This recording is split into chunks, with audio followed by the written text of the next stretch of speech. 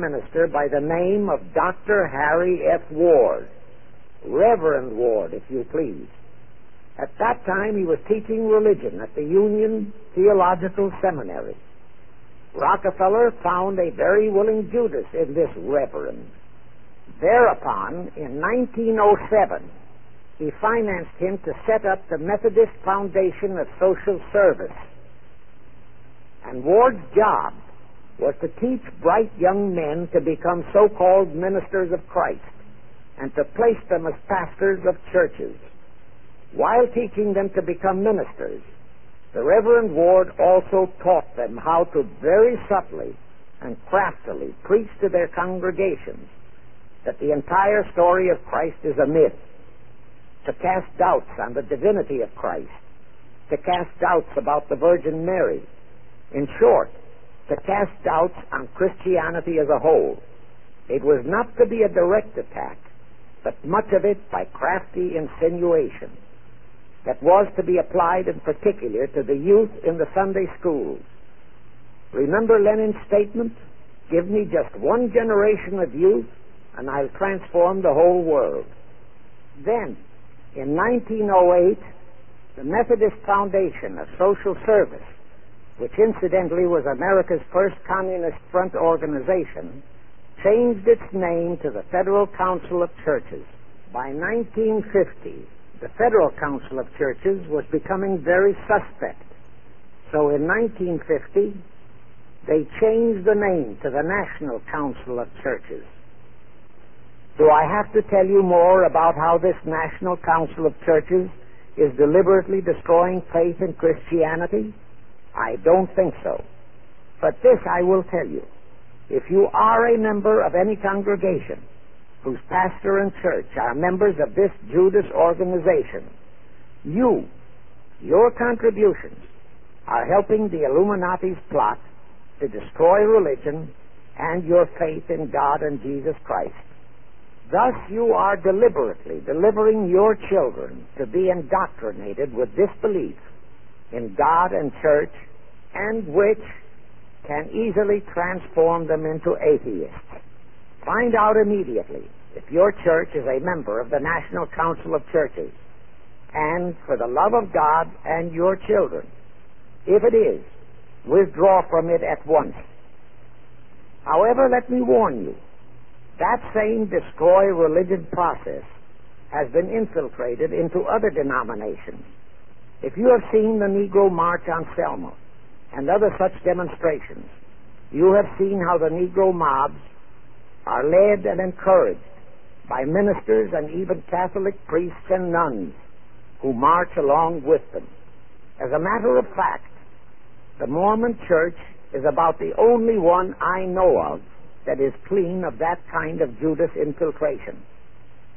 But of course, there are many individual churches and pastors who are honest and sincere. Find one such for yourself and for your children. Incidentally, this same Reverend Harry F. Ward was also one of the founders of the American Civil Liberties Union, a notorious pro-communist organization. He was the actual head of it from 1920 to 1940. He also was a co-founder of the American League Against War and Fascism, which, under Browder, became the Communist Party of the United States.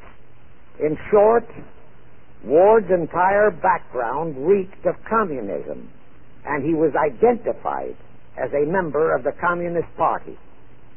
He died a vicious traitor to both his church and country, and this was the man old John D. Rockefeller picked and financed to destroy America's Christian religion in accordance with the orders given to Schiff by the Rothschilds.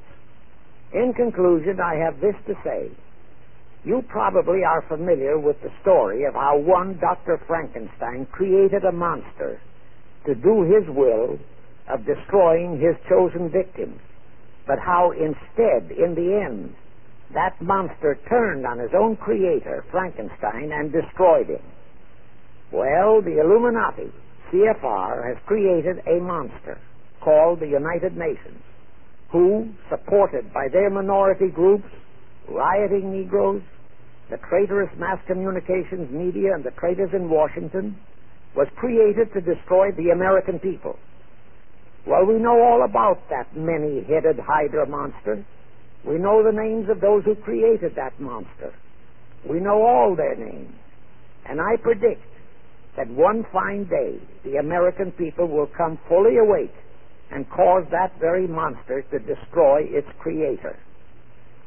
True, the majority of our people are still being brainwashed, deceived, and deluded by our traitorous press, TV, and radio, and by our traitors in Washington. But surely, by now, enough is known about the UN to stamp that outfit as a deadly, poisonous rattlesnake in our midst.